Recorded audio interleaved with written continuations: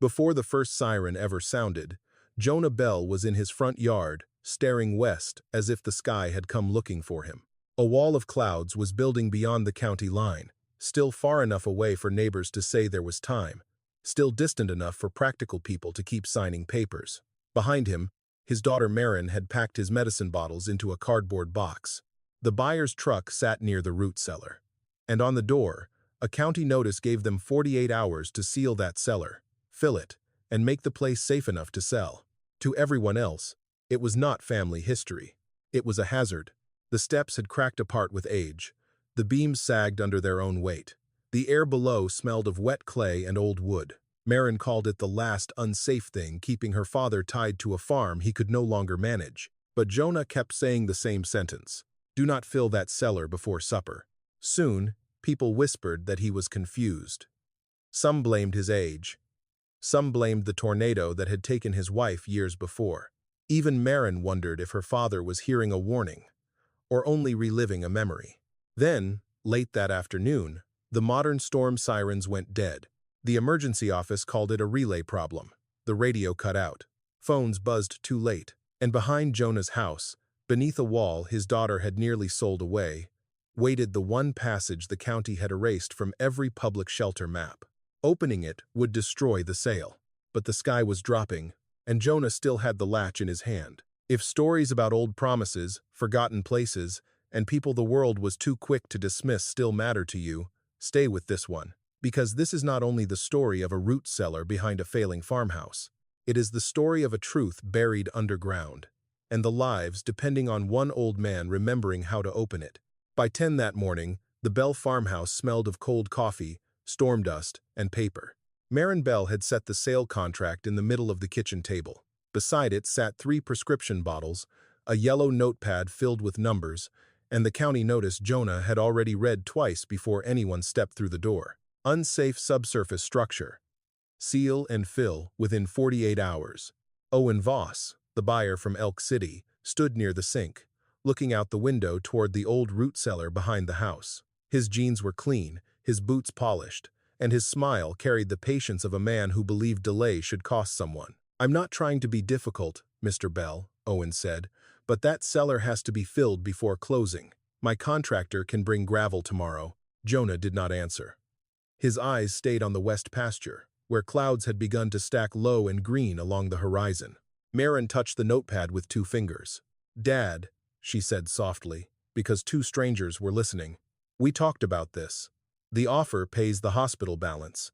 It gets you into Cedar Grove before storm season. You can't stay here alone anymore.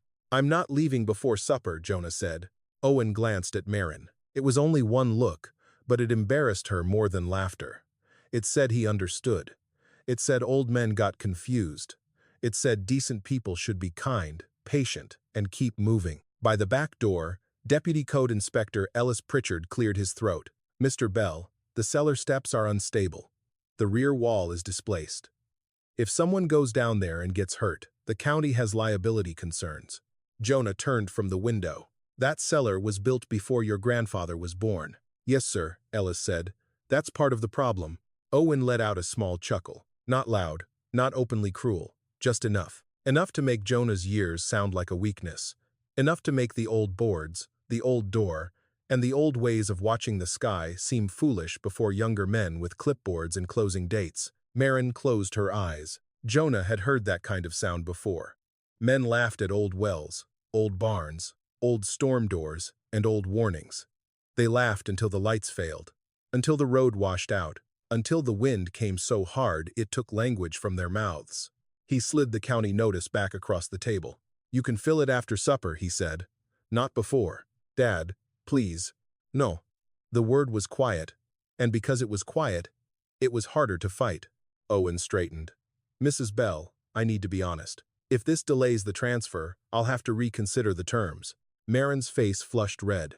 Please don't do this in front of people. Jonah looked at his daughter, and the anger in her face hurt less than the exhaustion beneath it. He saw the unpaid bills. He saw the medicines. He saw the fear she had tried to hide under anger. He saw Clara in the shape of her mouth, and himself in the stubborn way she held pain without letting it speak. I'm not trying to shame you, he said. Then what are you doing? Marin asked. Because it looks like you're choosing a hole in the ground over your own life. The kitchen went still. Ellis lowered his clipboard. Owen looked away, pretending he had not heard something private break open. Outside, the root cellar sat under wet Johnson grass, its wooden door dark from last night's rain. The latch was rusted around the screws, but Jonah had oiled it every April for 21 years. He remembered Clara's hand on that latch. He remembered children crying under blankets. He remembered thunder so loud it made the dirt ceiling tremble, but he did not explain. Not yet. He had spent too many years giving Marin silence where answers should have been, and silence had become the only language she expected from him. Ellis stepped closer. Sir, refusal to allow remediation will be marked as non-compliance. Owen's jaw tightened. Marin's shoulders dropped. Jonah nodded once, as if they had finally spoken the true word. Not safety, not care, transfer. That was what the morning had been serving. He picked up his old cap and walked toward the back door. Where are you going? Marin asked. To check the latch. Dad? He stopped with one hand on the knob. Sirens don't save people, Jonah said. Open doors do. Then he stepped outside into the heavy air. Behind him, Marin stood with a signed contract, unpaid bills, and two men waiting for her father to become reasonable. Ahead of him, the old root cellar waited under the grass, and beyond the west pasture, the sky kept lowering. The first time Marin Bell remembered being afraid of the root cellar, she was 6 years old and wearing her mother's yellow raincoat. The coat was too large for her. Its sleeves swallowed her hands, and the hood kept sliding over her eyes while thunder rolled across the Oklahoma fields. Clara Bell lifted the hood back and told her, "A cellar only feels scary until you know what it is for." That was how Clara spoke about frightening things. She did not pretend storms were harmless. She simply gave fear a job. When the wind rose, she filled jars with water. When the radio crackled, she folded blankets. When the sky turned the color of bruised glass, she checked the latch on the cellar door before anyone asked. Jonah had loved that about her before he understood it. In those days, the Bell farm was not a place people drove past in pity. The porch boards were straight. The pasture fence held. The kitchen windows glowed late on storm nights because neighbors knew Clara would keep coffee hot until the warning passed. Jonah worked feed and fence by day, but during storm season he volunteered as a spotter for the county. He kept a weather radio near the bed, a flashlight by the door, and a folded paper map in his truck. He was not an educated man in the way officials meant it, but he knew how the air changed before hail. He knew when birds disappeared from fence wire.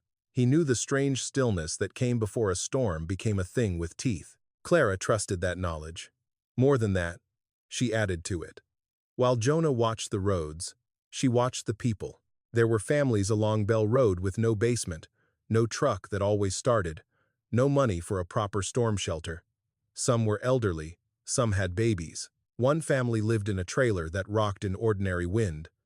Clara never made speeches about helping them. She simply began keeping extra blankets in the cellar, then extra lanterns, then a crate of canned peaches and a first aid tin Jonah did not remember buying. "Clara," he once said, standing at the cellar steps, "you planning to house the whole county down there?" She looked past him toward the road and smiled. "Not the whole county. Just whoever gets here in time."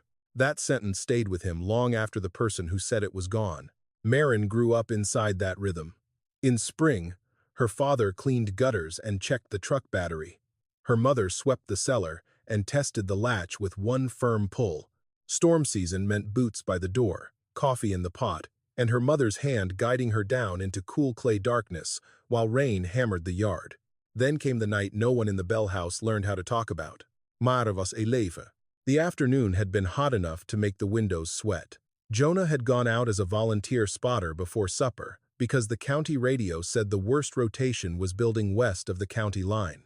Clara stayed home. She had done that many times before. She kissed Jonah once at the door, pressed his spare flashlight into his hand, and told him to keep his eyes on the lower clouds, not the lightning. He remembered the shape of her hand on the doorframe. He remembered Marin at the table, drawing horses on the back of an old church bulletin. What he did not remember clearly was the hour after the sirens stopped. That was the wound that never closed right. There were pieces of memory, but they did not join in a straight line. His truck fishtailing on red mud, a voice shouting over the radio and breaking apart. Tree limbs across Bell Road, the smell of torn grass, hailstones melting in the ditch like broken glass. He remembered running toward the house and seeing the cellar door open, its latch banging in the wind. Inside, there were people. Not just Marin. Neighbors. Children. Mrs. Crane from 2 farms down. A teenage boy with blood on his forehead. Someone crying into a blanket. Marin sitting against the wall, pale and silent, clutching the yellow raincoat to her chest. But Clara was not on the steps. For years, that was where Jonah's mind stopped. People later told him pieces. They said Clara must have gone back out. They said she was brave. They said the storm was too fast. They said nothing anyone said, after a burial, ever sounded like truth, only like something soft placed over a sharp thing. The county report called her death a private casualty. The pastor called it a tragedy.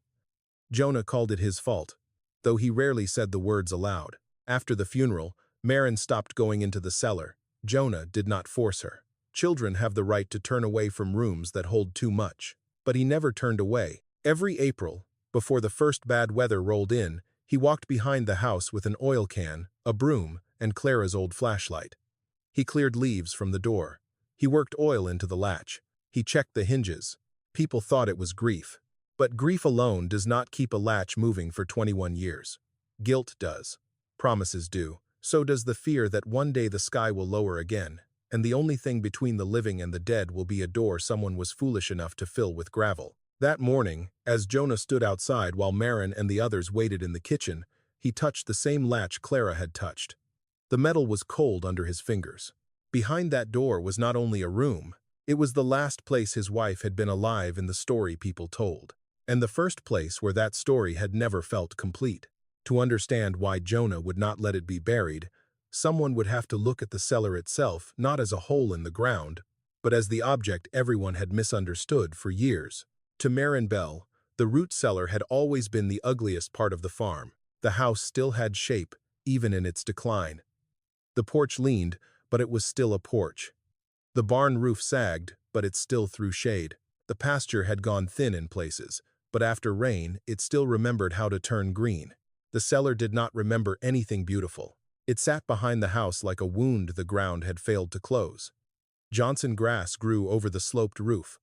Mud collected near the lower edge of the door. The boards were blackened by years of rain, heat, and wind-driven dust. One hinge had been replaced with a mismatched strip of metal Jonah cut from an old gate.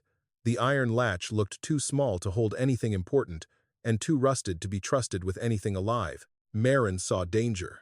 Owen Voss saw expense. Ellis Pritchard saw a violation number he could write cleanly on a county form. Jonah saw none of those things first. He saw Clara standing there in an apron with flour on one sleeve, pulling the latch to make sure it moved. He saw a line of children ducking under her arm during a warning. He saw lantern light on packed clay walls. He saw the place where fear had once been given order. After he stepped outside, the air pressed against him, heavy and damp. The kind of air that made dogs restless and cottonwood leaves turn their pale sides upward. He crossed the yard slowly, not because he wanted to appear dramatic, but because his knees had started bargaining with every step. Behind him, the screen door opened. Marin came out first. Owen followed her, then Ellis with his clipboard. None of them spoke until Jonah reached the cellar door and bent to brush wet grass away from the threshold. "Dad," Marin said, "you don't need to do this." "I do if they're talking about filling it." "You heard Ellis. It's unsafe." Jonah ran his thumb along the latch. The metal left a dark line on his skin. Unsafe is when a door won't open. Owen gave a short breath through his nose. "Mr. Bell, with respect, most buyers would have asked you to handle this before inspection. I'm trying to work with you." Jonah looked at him then. "Are you?" The question was quiet, but it made Owen's smile change. Ellis stepped down the first 2 concrete blocks that served as entrance steps. One had cracked down the middle, another had sunk slightly toward the left. He pointed with his pen. "See here? This is exactly what I mean. The entry is shifting. The structure is taking water." "That step has leaned since 1979, Jonah said. "That doesn't make it safe." "No," Jonah answered. "But it tells you where the water runs." Ellis paused, unsure whether he was being corrected or ignored. Jonah pulled the latch. It resisted for half a second, then gave with a low scrape. The cellar door opened upward, heavy and slow, breathing out the smell of wet clay, old wood, rust, and something colder underneath. Marin stepped back without meaning to. She hated that smell. It was the smell of childhood fear, of bare bulbs swinging, of her mother's hand on her shoulder, of the night after which nobody in the house spoke normally again. Jonah lowered himself onto the first step and reached inside for the chain that controlled the old bulb. He pulled it twice. Nothing happened. "Power's off down there," Ellis said. "Bulb burned out," Jonah said. "Power's fine." Marin almost laughed, but it caught in her throat. Even now, he corrected the smallest thing. Owen took out his phone and turned on the flashlight. Its white beam cut across the cellar walls. Shelves lined the left side, mostly empty now except for mason jars, folded tarps, a coffee can full of nails, and a rusted first aid tin. On the right wall, old boards had been nailed over part of the clay to keep it from shedding after rains. Straight ahead stood the rear brick wall. That wall was what Jonah looked at. It was thicker than the rest, though most people would not notice. The bricks did not quite match. Some were darker, some smoother, some laid with a different hand. There was a shelf in front of it, and behind the shelf, if a man knew where to look, a narrow line ran up the mortar like a scar. Owen's flashlight lingered on the mason jars. "You keep anything valuable down here?" he asked, trying to sound casual. Marin turned sharply. "Owen, I'm only asking." Old farms surprise people sometimes. Jonah understood then what Owen was thinking. The old man refused to sell the cellar. The old man checked the latch every spring. The old man would not let strangers fill it. So maybe there was cash hidden behind brick, maybe silver, maybe a deed, maybe the kind of thing that made a buyer regret letting the seller keep access one day too long. For a moment, Jonah almost wished it were that simple. "No money down there," he said. Owen smiled. "I didn't say money. You didn't have to." Marin looked from one man to the other, and for the first time that morning, doubt crossed her face in a new direction. Not doubt about Jonah's mind, doubt about Owen's interest. Jonah stepped carefully onto the cellar floor. The clay was cool under his boots. He moved past the shelves and touched the rear wall, placing his palm on a brick near shoulder height. Then he reached upward to a place where 4 tiny nail holes formed a rectangle in the wood above the shelf. Marin saw them. "What was there?" she asked. Jonah did not answer right away. He brushed dust away with his sleeve. The nail holes were small, but the stain around them was clear. Something had hung there for a long time. Not a picture, not a tool rack. The shape was too wide, too flat. "A map," Jonah said. Ellis looked up from his clipboard. "A map of what?" Jonah moved his hand lower, to a blackened metal loop, half buried behind the shelf brace. It looked like scrap to anyone else, just a bent piece of old wire. But he knew where it went, or where it used to go. Marin leaned closer. "Dad?" "Crank line," Jonah said. "For what?" He looked toward the open door, where the sky beyond the cellar frame had darkened another shade. "For calling people who couldn't hear the sirens." No one spoke. Outside, a gust of wind pushed through the Johnson grass and made the cellar door tremble on its hinges. Marin stared at the wall, the nail marks, the wire, and then at her father. For the first time all morning, the cellar did not look like only a dangerous hole she needed to erase. It looked like a sentence with half the words missing, but before Jonah could find the rest of that sentence, someone would have to let him search for the map, and that was exactly what Owen, Ellis, and the ticking sale deadline were not prepared to allow. Jonah asked for 1 hour. Not a day. Not a week. Not some impossible mercy that would ruin the sale and bury Marin under another stack of bills. Just 1 hour inside the cellar, with the shelf pulled back and the rear wall cleared enough for him to find what had once hung there. "A map doesn't vanish because people stop believing in it," he said. Owen Voss checked his watch. Ellis Pritchard looked at Marin, not Jonah, as if the old man's request needed translation from someone younger and legally responsible. Marin stood at the cellar entrance with the wind tugging loose strands of hair across her face. She wanted to say no. She wanted to say yes. Mostly, she wanted one morning in her life where every choice did not punish somebody she loved. 1 hour, she said at last. Owen's mouth tightened. "Marin, my contractor is already on his way. Then he can wait." That was the first thing she had said all morning that surprised Jonah. It surprised her too. They went back down into the cellar with 2 flashlights and a pry bar Jonah kept behind the pantry door. The air underground felt colder than before. Above them, the cellar door creaked on its hinges each time the wind shifted. Ellis stayed near the steps, pretending to inspect cracks while watching everything Jonah touched. Jonah moved slowly to the shelf in front of the rear wall. It was a narrow wooden thing, built from old boards and square nails, and most people would have torn it out years ago. To Jonah, every board had position and memory. Clara had kept lanterns on the middle plank, blankets on the lower one, a coffee can of matches high enough that children could not reach. He placed his hand on the side brace and pushed. The shelf did not move. He pushed again, harder. Pain flickered across his face before he could hide it. "Dad," Marin said, "I'm all right." "You're not." I said I'm all right. The words came sharp, and the sharpness embarrassed him. He had not meant to sound angry. He had meant to sound useful. A truck engine rattled into the yard above them. A door slammed. Boots crossed the grass. A moment later, a broad-shouldered man in a stained ball cap leaned over the cellar entrance and peered down. "This the hole causing all the fuss?" he called. Owen's contractor, Bo Harlan, came down 2 steps and gave the cellar a quick look with a professional's lack of sentiment. He saw leaning boards, damp clay, old brick, and a job that would take half a day if nobody sentimental stood in the way. "Shoot," Bo said. "We can fill this easy. Pull that shelf, knock loose brick, gravel it up, cap the entry, safer for everybody." Jonah turned toward him. "That shelf stays until I find the map." Bo blinked. "Map?" Ellis cleared his throat. "Mr. Bell believes there may have been some kind of informal shelter marking here." "Informal shelter," Bo repeated, and gave a laugh. "Back when folks thought a coffee can and a flashlight made a rescue plan?" Owen chuckled with him. Marin did not. Jonah looked at Bo for a long moment. A coffee can and a flashlight saved more people out here than forms ever did. The cellar went quiet, but not respectfully. It was the kind of quiet people gave an old man before deciding how gently to move him aside. Bo stepped off the last stair and reached for the shelf. "Let me just see what we're working with." Jonah put his body between Bo and the wall. It was not much of a body anymore. His shoulders had narrowed. His shirt hung loose at the collar. His hands shook when he held them too long in the air. But for 1 second, in the damp light of that cellar, he looked like a door himself. Bo stopped. Owen called down from above. "Mr. Bell, nobody is trying to disrespect your memories. That is exactly what people say when they are about to." Marin's eyes moved to him. That sentence landed somewhere in her that numbers and contracts had not reached. Jonah turned back to the shelf.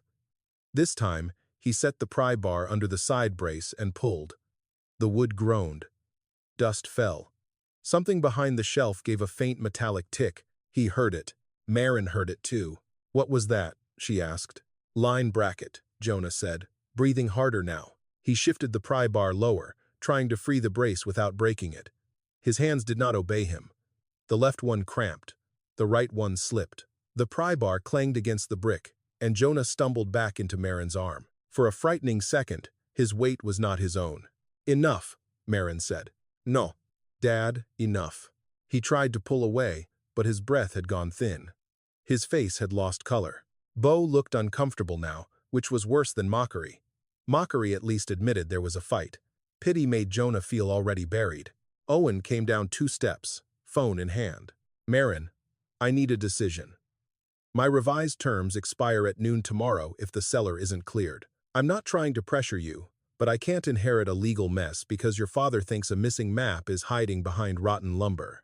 Jonah looked up at him. There was a map. Then where is it? No one answered. The question sat in the cellar like a stone. Marin looked at the nail holes above the shelf, the half-buried metal loop, the place where her father's hand still trembled around the pry bar. She wanted proof. She needed proof. Love was not enough to stop a sale. Memory was not enough to pay a hospital. Ellis closed his clipboard. "Without documentation, I can't treat this as anything except an unsafe structure." Bo nodded toward the wall. "I can come first thing in the morning." Owen held out a folded authorization form to Marin. All she had to do was sign. Jonah stared at the paper, then at the cellar wall. For the first time that day, he looked not stubborn, not angry, not strange. He looked afraid he had waited too long. Marin took the form, but did not sign it. "Tomorrow morning," she said quietly. "No earlier." Owen exhaled in frustration. "Marin, No earlier. Jonah closed his eyes. It was not victory. It was barely a delay. But in a story that had been buried for 21 years, one night was still something. And before that night was over, someone besides Jonah would remember that the root cellar had once opened for more than the Bell family. For the rest of that afternoon, Maren did not sign the authorization form. She left it on the kitchen table beneath a coffee mug, as if weight could keep a decision from moving. Owen Voss made 3 phone calls from the porch. Ellis Pritchard sat in his county truck with the engine running, typing notes into a tablet. Beau Harlan drove away after saying he would be back at 7 in the morning with gravel, plywood, and 2 men who did not care about missing maps. Jonah stayed near the cellar. He sat on an overturned feed bucket under the eaves, both hands wrapped around Clara's old flashlight, breathing slowly through the pain in his chest. Maren watched him from the kitchen window and hated how small he looked out there. Not wrong. Small. That was harder. If he had been only stubborn, she could have fought him. If he had been only confused, she could have overruled him. But the nail holes, the metal loop, the strange thickness of the rear wall, and the way he had said, for calling people who couldn't hear the sirens, would not leave her alone. She wanted proof because proof was clean. Love was not. Around 3 o'clock, a dusty blue sedan turned into the drive and stopped crooked beside Owen's truck. The driver's door opened slowly. Mrs. Lottie Crane stepped out with one hand on the roof and the other gripping a cane with a rubber tip worn almost flat. She was 87, thin as a fence rail, and dressed for church though it was Thursday. A pearl button hung loose on her cardigan. Her white hair had been pinned carefully, but the wind had already started pulling it apart. Maren hurried outside. "Mrs. Crane, are you all right? I heard they're filling Clara's cellar," Lottie said. No one answered at first. Owen came down from the porch with his polite buyer's smile. "Ma'am, it's an unsafe structure. We're just trying to handle it properly." Lottie looked at him as if he were a weed in a flower bed. "I didn't ask you." Jonah stood from the feed bucket. For a moment, something passed between the 2 old people that Maren could not read. Recognition, yes. But not only that, shared weather, shared loss, shared years of not saying everything because nobody young had asked the right way. "Lottie," Jonah said. She lifted her chin toward the cellar. "You still got the old blankets down there?" "No." "Lanterns?" "1. Peach jars." Jonah's mouth moved, almost a smile and almost pain. "Not since '06. Maren looked from one to the other. "You were in our cellar?" Lottie turned toward her. "Honey, half this road was in that cellar at one time or another." The yard seemed to quiet around the sentence. Even Owen stopped looking at his phone. Lottie stepped toward the sloped cellar roof, careful with her cane. "Your mother kept it ready. Didn't matter if folks had quarreled with her. Didn't matter if they came late, dirty, scared, or too proud to say thank you. If clouds turned wrong, Clara opened that door." Maren swallowed. "Dad said people came here sometimes. I thought he meant neighbors stopping by." "No," Lottie said. "I mean babies wrapped in quilts. I mean old Mr. Danner from the trailer by the creek. I mean my Harold with a broken wrist because a gate hit him in the wind. I mean children lined up on those steps while your mama counted heads." Jonah looked away. Maren saw it. That flinch. Not because Lottie was lying, but because she was getting close to something he had spent years holding down. "Why didn't anyone tell me?" Maren asked. Lottie's face softened. "You were a child who lost her mother. People think silence is kindness when they don't know what else to give." That answer cut deeper than Maren expected. Ellis had climbed out of his truck now. "Mrs. Crane, do you have any documentation that this was a designated shelter?" Lottie gave him the same look she had given Owen. "Son, when the sky is trying to kill you, you don't stop at the door and ask a woman for paperwork." Jonah made a sound under his breath. It might have been a laugh if it had not hurt. But Ellis was not moved. "I understand, ma'am. But for county purposes," Lottie interrupted. "A great many things got forgotten after that storm." The words hung there. Maren heard them. Jonah heard them too. Before Ellis could ask what she meant, Lottie pointed with her cane toward the cellar. There used to be pencil marks inside. Children put initials on the shelf brace. Clara scolded them, then let them do it anyway because it kept their hands from shaking. Maren looked at Jonah. He was already moving. This time, she did not tell him to stop. She went with him. Together they opened the cellar door. Owen followed, too quickly. Ellis came after him with his tablet. Lottie stayed near the entrance, one hand on the frame, breathing through the effort of the walk. Inside, the air was colder. The flashlights crossed the shelves, the old jars, the rear wall, the brace Jonah had tried to pry loose. Marin crouched near the lower plank and wiped dust from the sideboard with her sleeve. At first, she saw only stains. Then a letter appeared. Le. Beside it, smaller and crooked, was H.C. Below that, near a knot in the wood, someone had drawn a star. Farther down were more marks, faint but real. B. D. T.R. Annie, 5/17, and a child's uneven attempt at a tornado funnel.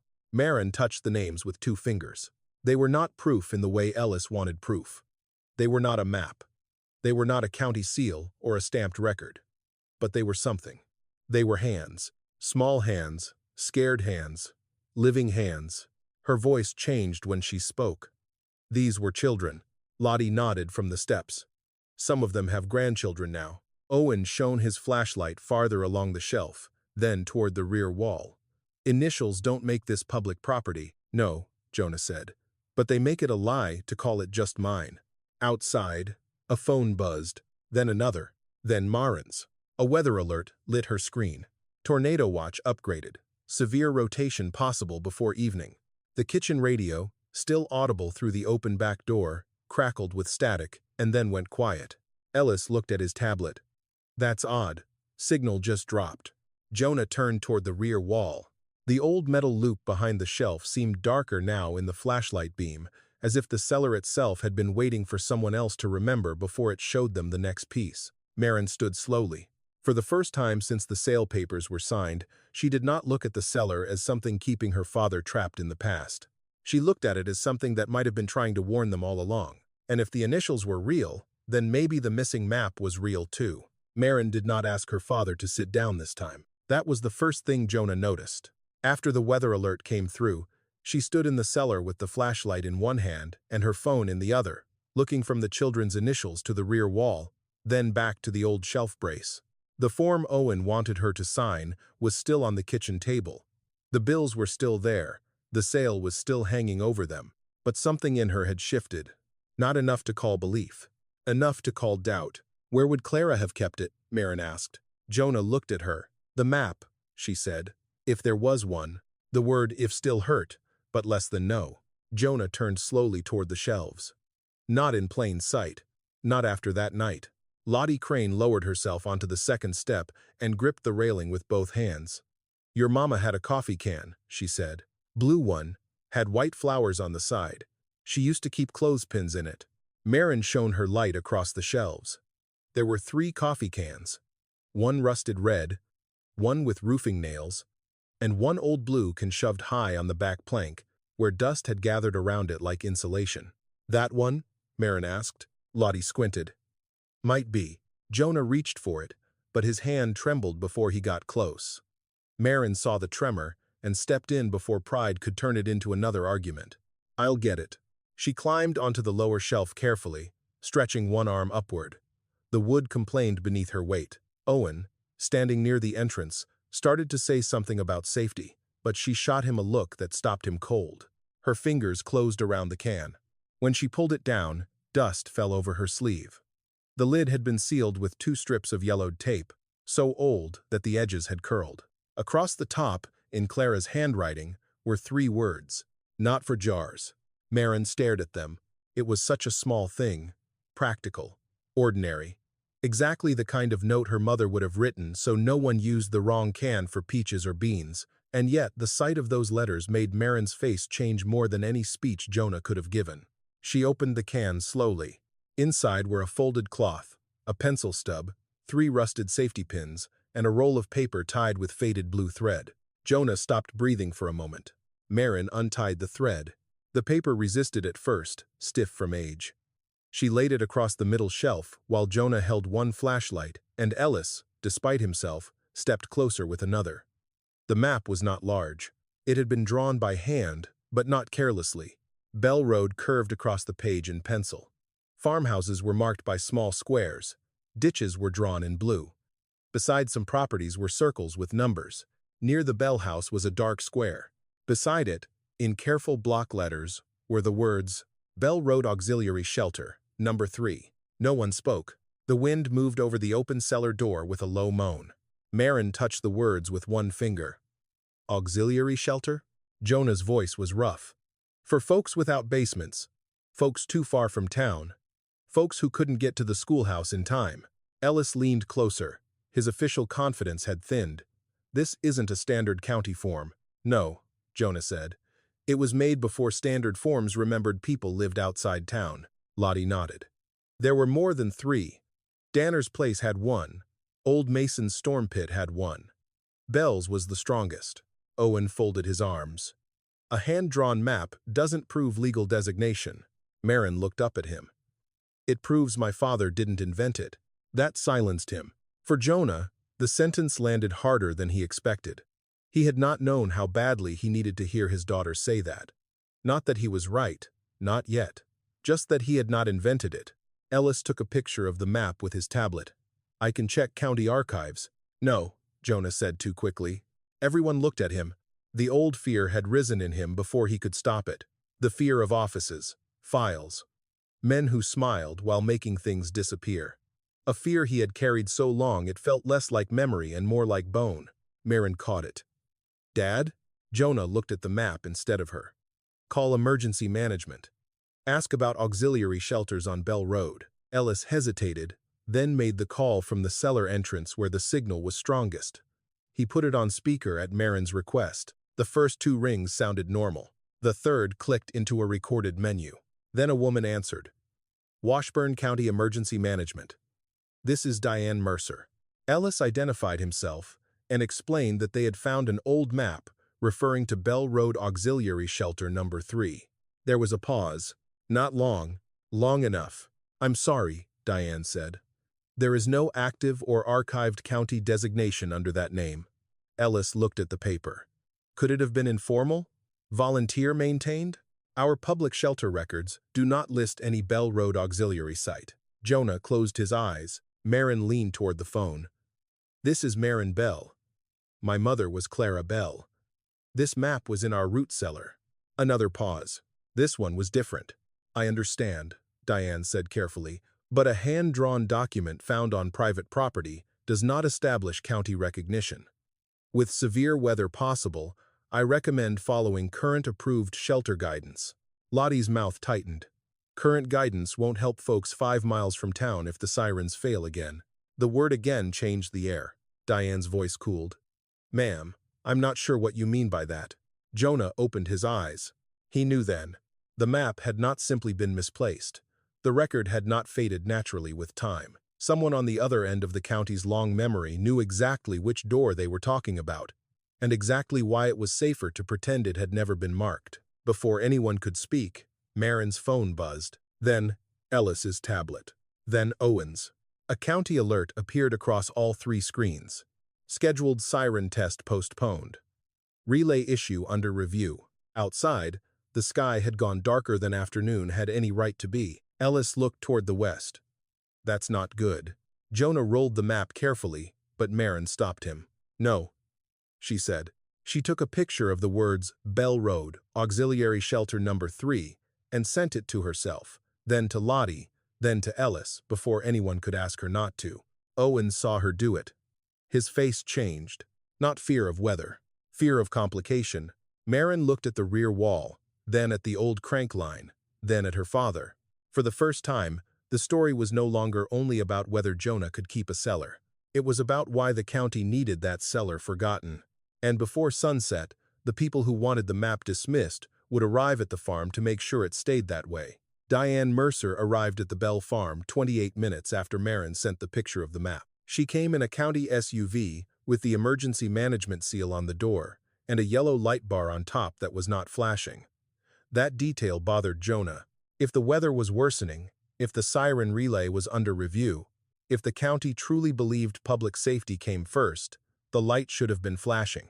Instead, Diane stepped out calmly, carrying a folder against her chest as if the emergency was made of paper. She was in her early 50s, neat in the way county people often were when they wanted order to look like truth. Her hair was pulled back. Her boots were practical. Her face changed when she saw Jonah, but only for a second. "Mr. Bell," she said, "you know me? I know most long-term residents on the emergency registry." That was too clean an answer. Marin noticed. Owen noticed nothing except the folder. Ellis met Diane near the porch and began explaining what they had found, but Diane raised one hand gently, stopping him without seeming rude. "I saw the photo," she said. "A hand-drawn map, preserved on private property, with no active county file attached. That does not make this cellar an approved shelter." Lottie Crane, still seated near the cellar entrance, gave a dry laugh. "Funny how a place can save people before it gets approved." Diane looked at her. "Mrs. Crane, I respect your memory, but memory cannot override current safety protocol." "Current safety protocol is having relay trouble," Lottie said. The wind pushed at the grass behind them. Diane's expression did not change, but her grip on the folder tightened. Owen stepped forward, taking advantage of the pause.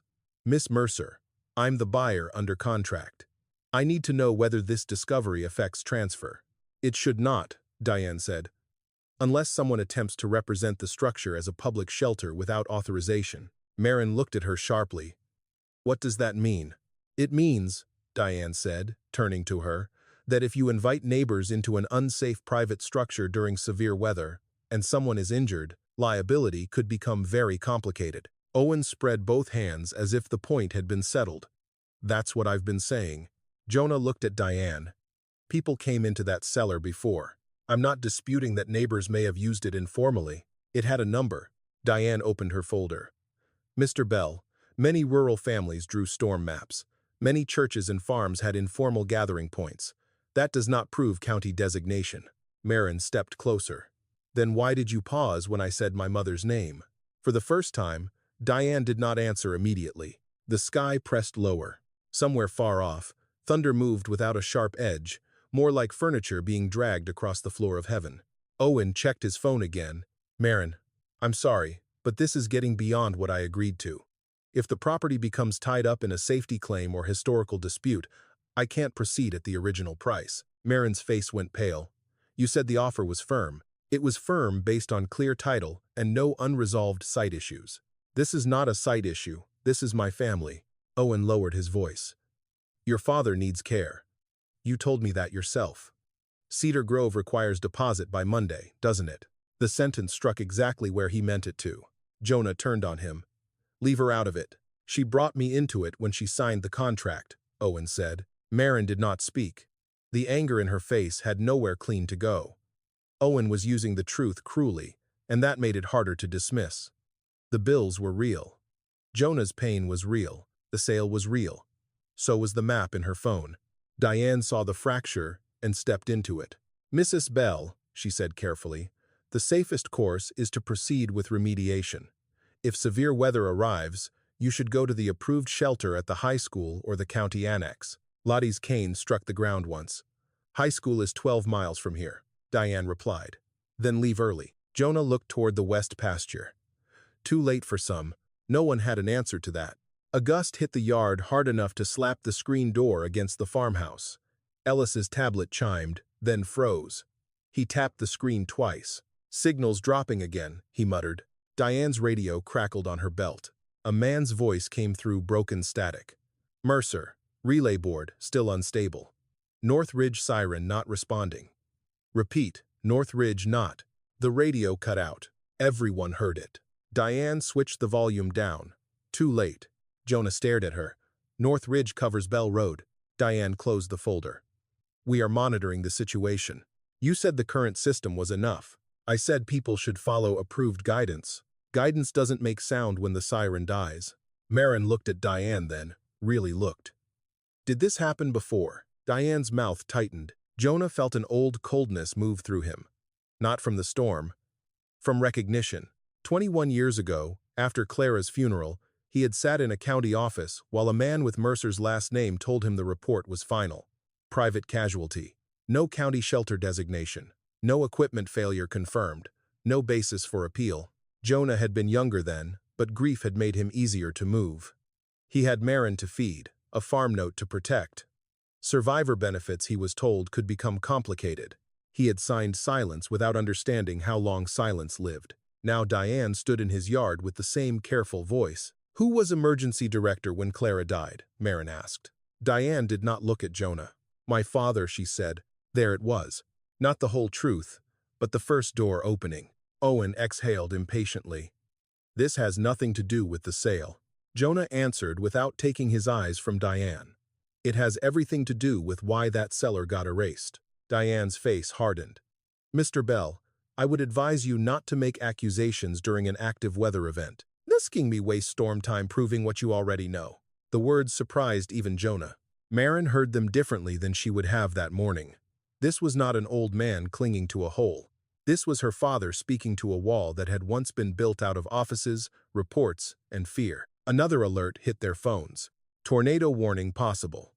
Rotation strengthening southwest of Bell Road. Seek shelter readiness immediately.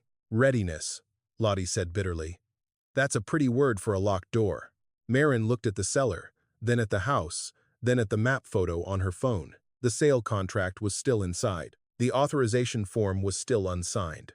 The storm was no longer waiting for them to understand the past. Diane reached for her radio again, but only static answered. Jonah turned toward the cellar steps.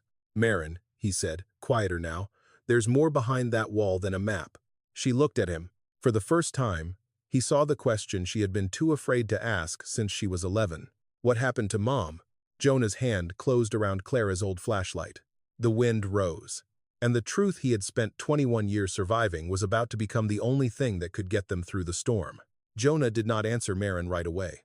For 21 years, he had carried the truth like a hot coal cupped inside both hands. At first, he held it because he did not know what else to do with it. Later, because holding it had become punishment. And somewhere along the way, punishment had started to feel like loyalty. Now his daughter was standing in front of him with the same eyes she had at 11 years old, asking what happened to her mother while the sky darkened behind her. Diane Mercer said, "Mr. Bell, this is not the time." Jonah looked at her. "That is what your father said." The words struck Diane hard enough to show. Marin's face went still. "Dad." Jonah turned toward the root cellar. "Your mother did not die because I was late getting home." The wind moved through the grass. "She didn't?" Marin asked. "No." It was the smallest word he had spoken all day, and the heaviest. He led them down into the cellar because he could not tell it standing in the yard, not while that door was open behind him like a mouth waiting for the rest of its sentence. Lottie came as far as the second step. Diane stayed near the entrance. Owen hovered above, more frightened of legal trouble than weather. Marin followed her father to the rear wall, where the old shelf still leaned against the brick, and the map lay rolled under her arm. Jonah touched the pencil initials on the brace. "That night," he said, "your mother opened this door before the first siren finished." Marin said nothing. She had Mrs. Crane down here, Harold Danner, the two Pike boys, Annie Tolliver and her baby brother, you. Others I didn't even know had come. The radio was cutting in and out. The county line said the rotation was north, but Clara knew better because she could hear the hail change. Lottie closed her eyes. Jonah continued, slower now. "I was on Bell Road in the truck. I saw power flashes west of the creek. I called it in twice. The second call never went through. Then the North Ridge siren stopped. Just stopped. Like somebody had put a hand over its mouth." Diane looked down at her folder. Marin saw it. Jonah did too, but he did not stop. "When I got back, the cellar door was open. I heard crying before I reached the steps. There were people packed down here shoulder to shoulder. Clara had counted them. She always counted. She had you wrapped in that yellow raincoat. You were sitting right there." He pointed to the left wall. Marin looked where his finger aimed, and for a second she was no longer 42 years old. She was 11, cold, terrified, smelling clay and wet wool, waiting for her mother to come down the steps. "She wasn't here," Marin whispered. "No," Jonah said, "because 2 children hadn't made it." Lottie made a soft sound. Jonah's voice roughened. "Annie Tolliver's little cousins were in the ditch near the road. Their mother had tried to drive them here after the siren failed, but a cedar came down across the lane. Clara heard them screaming. Mrs. Crane begged her not to go. You begged her too, though I don't know if you remember." Marin pressed one hand to her mouth. "She went anyway," Jonah said. "She took my spare flashlight from the nail by the shelf. She told Lottie to hold the door. She said, 'If Jonah comes, tell him to count again.'" Diane shut her eyes briefly. Marin saw that too. Jonah touched the rusted metal loop behind the brace. The crank line used to run through here to a bell post by the road. If folks couldn't hear the siren, Clara could turn that crank and ring the post. It wasn't fancy. It wasn't approved by people in clean offices. But it worked. Until the county cut the old line when they redid the road ditch. Diane spoke quietly. "That is not confirmed." Jonah turned on her. "Your father confirmed it to me the morning after we buried her." The Cellar went silent. Even Owen stopped shifting his feet. Jonah's face had gone pale, but his voice held. "I went to the county office with the map. I had the broken crank wire in a paper sack. I had names of people who were here. I told Director Mercer the siren stopped. The auxiliary line had been cut, and Clara died bringing children to a shelter your records pretended didn't exist." Marin stared at Diane. "Your father knew?" Diane did not answer. Jonah answered for her. "He knew enough to make me understand what would happen if I kept pushing. They said there was no approved shelter here. They said if I claimed there was, the county would investigate whether I had invited people into an unsafe private structure. They said survivor benefits could be delayed. They said the farm note might be reviewed because liability would become complicated." His eyes moved to Marin. "You were 11. You had no mother. I had one farm, one child, and no money to fight men who knew how to make paper heavier than truth." Marin's anger broke, but it did not vanish. It changed shape. "So you let them erase her?" The question hurt because it was fair. Jonah nodded. "Yes." The word did not defend itself. "I told myself I was protecting you. I told myself Clara would understand.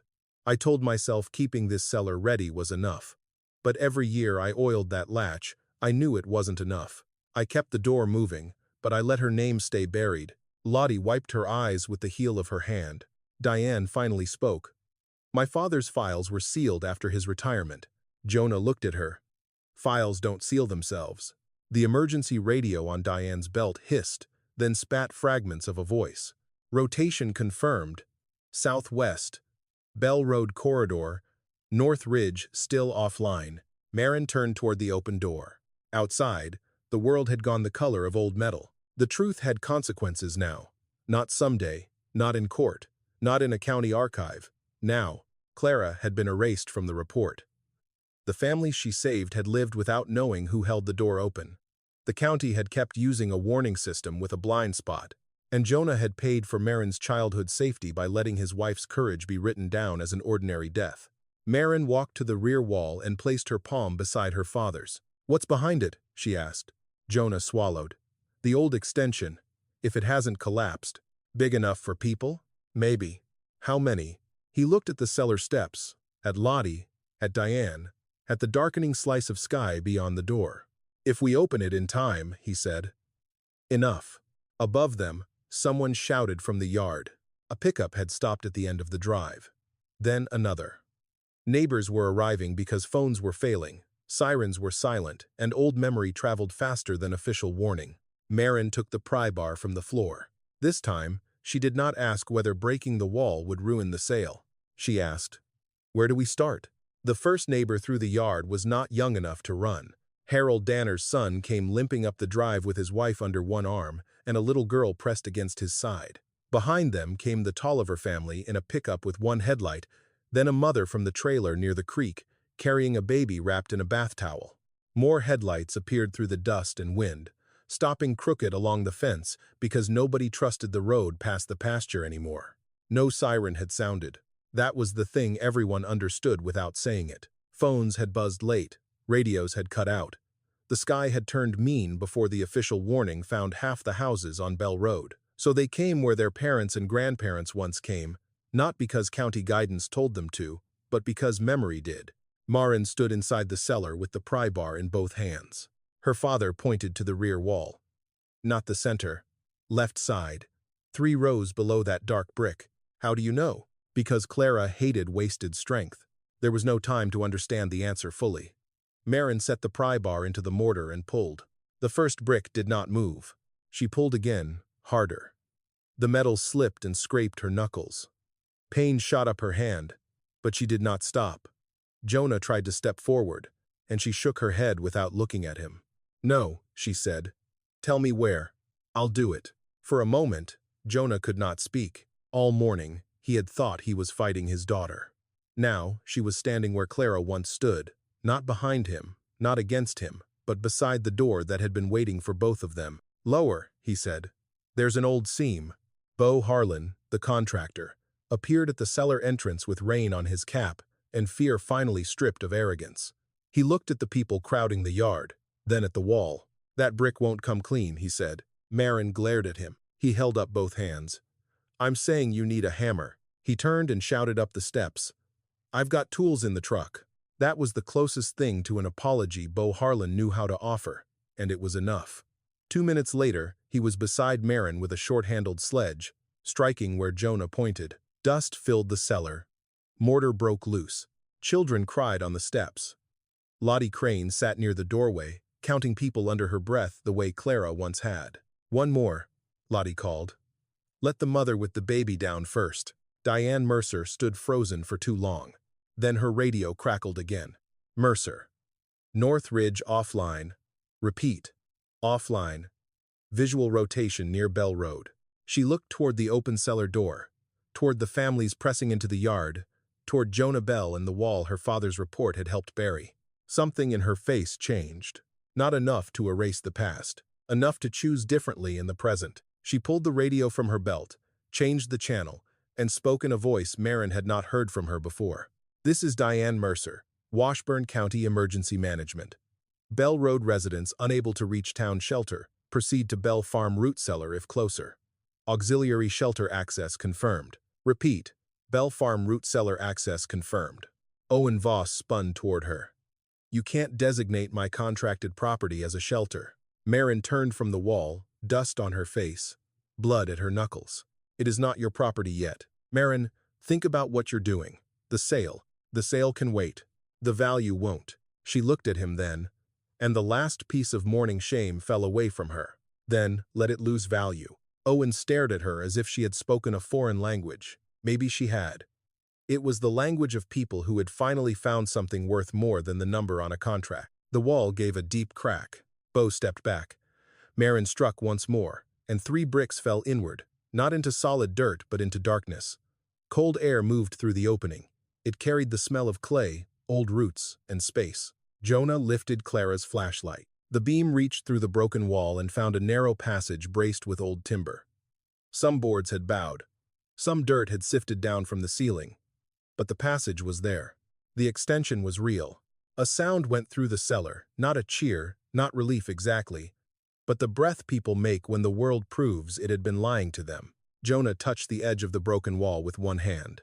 "Clara," he whispered, so softly only Marin heard it. Marin did not tell him to stop. She reached into the opening and pulled loose brick away with both hands. Beau helped. Ellis helped. Even Diane set her folder on the steps and began passing bricks backward, her clean county sleeves turning gray with old mortar. That was her apology. Not enough, but real. More families came down. Lottie kept counting. Marin guided children to the left wall, mothers to the lower bench, older men near the passage where the air moved better. Jonah told Beau which brace not to touch. Ellis held his flashlight high and stopped pretending this was only a code issue. Above them, the wind hit the house. The sound was enormous. It did not howl like people said in stories. It roared low and hard, like a train dragging the sky by its roots. Dust came down from the beams. A child screamed. Someone began praying. The cellar door slammed against its chain, but it held. Marin found herself counting heads. She did not realize she was doing it until Lottie looked at her and nodded. Jonah saw it too. For 21 years, he had kept the latch moving and thought that was the promise. But now, the cellar was full of living bodies, and his daughter was counting them in her mother's place. The promise had never been in the hinges. It had never been in the boards. It had always been in the opening. Diane's radio burst through the roar. "Confirmed tornado on ground. Bell Road corridor." Nobody moved. There was nowhere better to go. Jonah sat with his back against the rear wall, one hand pressed to the broken brick. Marin sat beside him. Between them, Clara's flashlight cast a thin yellow beam across the packed clay floor. "I'm sorry," Marin said, but the storm swallowed half the words. Jonah shook his head. "Not now." He looked at the people sheltering in the room his wife had kept ready, at the passage that should never have been hidden, at the daughter who had chosen truth with blood on her hands. "Now we keep the door open." So they did. And when the worst of the wind finally passed, the cellar did not feel like a grave anymore. It felt like a witness. What remained, after the storm, was not only damage above ground, it was the question of what would be rebuilt, what would be confessed, and who would carry Clara Bell's unfinished work into the years that followed. By morning, Bell Road looked as if the world had dragged a rake across it. Cottonwoods lay split in the ditches. Fence wire hung in loose silver loops across the pasture. One side of the Bell porch had folded inward, and the old barn had lost half its roof. Owen Voss's truck sat at an angle near the drive, its windshield cracked by a branch that had come through the air like a thrown spear. But behind the farmhouse, the root cellar door was still there. It had bowed on one hinge. The chain was bent. Mud had washed across the threshold. Inside, dust covered every shoulder, every blanket, every jar and shelf and frightened face. But the people who had gone down into that clay room came back up alive. No one said that lightly. They came up slowly, blinking into gray morning. Mothers counted children. Old men helped each other climb the steps. Lottie Crane sat on the top stair until Marin brought her water, and then the old woman touched Marin's wrist with 2 fingers. "Clara would know that grip," Lottie said. Marin did not answer. She only looked down at her scraped hands. Diane Mercer stood near the broken rear wall with her county folder open, though most of the papers inside were damp now. For once, she did not seem to know where to put her official voice. Her sleeves were stained with mortar. Her radio was clipped crooked on her belt. She had spent the last hour logging names of families who had sheltered there, but her pen kept slowing when she reached Clara Bell.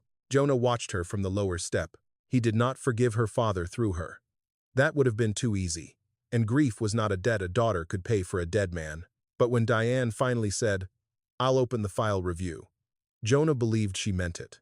Not because she was noble, because the cellar was full of witnesses now. The review began 2 weeks later.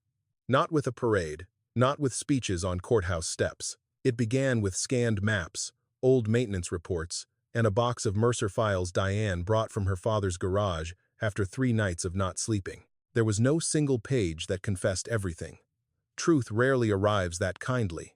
But there were work orders for the road ditch, notes about the North Ridge Siren, a memo warning that several informal rural shelter points should be removed from public guidance until liability could be assessed. And in the margin of one faded copy, beside Bell Road Auxiliary Shelter Number 3, someone had written, "C. Bell still using site, needs closure." Marin read those words 3 times before she put the paper down. Closure, that was what they had called it. Not safety, not truth, not gratitude. Closure. Owen Voss withdrew from the sale before the month ended. His attorney sent a letter about undisclosed conditions, disputed community access, and unacceptable uncertainty regarding land use. Marin read it at the kitchen table where the first contract had been signed and felt almost nothing.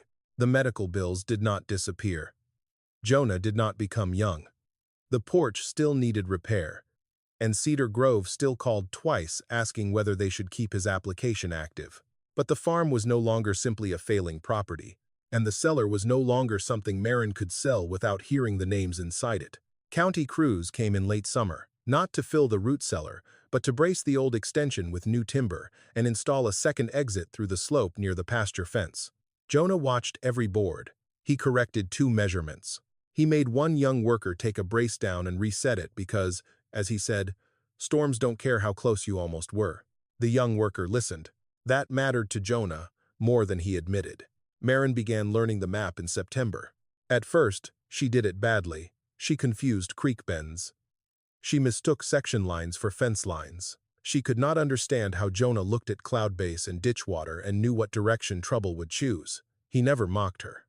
Clara would not have. Instead, he sat with her at the kitchen table, the old map weighted flat under coffee mugs, and taught her the difference between a warning drawn for town and a warning lived out on rural roads. By October, Marin could name every house along Bell Road without looking. By November, she knew which families had basements, which did not, which elderly men would wait too long, which mothers needed help with car seats, and which stretch of road flooded before the radio ever mentioned it. In March, before the first tornado drill of the new season, she went down into the cellar alone. The walls still smelled of clay. The broken rear section had been framed cleanly, but one old brick remained exposed near shoulder height because Jonah asked them to leave it. Clara's flashlight hung on a hook beside the entrance, not behind glass, not under a plaque, not sealed away as something finished. Useful things did not belong in cases. Marin checked the blankets. She checked the water. She checked the battery lanterns. Then she reached for the latch and worked it twice, the way Jonah had done every April for 21 years. When she came back up, Jonah was sitting on the porch with a quilt across his knees. "You oil it?" he asked. "Yes. Sticks near the bottom if rain comes from the north." "I know." He looked at her then, and for once the past did not stand between them like a locked door. That evening, the first drill brought 6 families to the Bell farm. Children laughed nervously as they walked down the steps. One little boy touched the old initials on the shelf brace and asked if he could add his own. Marin almost said no. Then she heard her mother in a voice she barely remembered. "Anything that keeps their hands from shaking." She handed him a pencil. Jonah watched from the doorway, while the boy carved 2 careful letters beside names that had waited decades to be seen again. Lottie Crane sat on the bench below, counting under her breath and smiling each time the number came out right. No one called the root cellar pretty. No one called it valuable in the way Owen Voss had meant value. But when thunder rolled far west of the pasture, every face in that room turned toward Marin, and she understood what her father had been trying to protect badly, silently, imperfectly, all those years. Not a hole in the ground, not a memory, a door. She pulled it open wider. Outside, Jonah heard the latch catch and release. For the first time in 21 years, the sound did not feel like guilt. It sounded like Clara counting. It sounded like Marin answering. It sounded like the old cellar had never been waiting to be remembered. It had been waiting to be opened.